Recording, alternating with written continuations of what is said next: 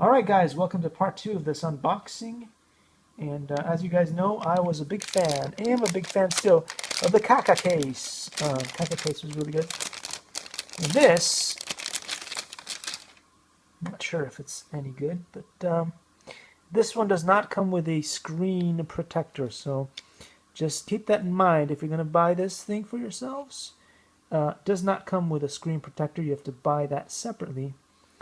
But it should come with a lens protector, and that did not show, so I don't know what that's all about. Anyway, it has this cool thing called gallium nitride. What the heck is that? I don't know. Anyway, so it looks like it's your typical case, and all these newest phones have these humongous lens systems, so there's a big hole for that, which is whatever. Likey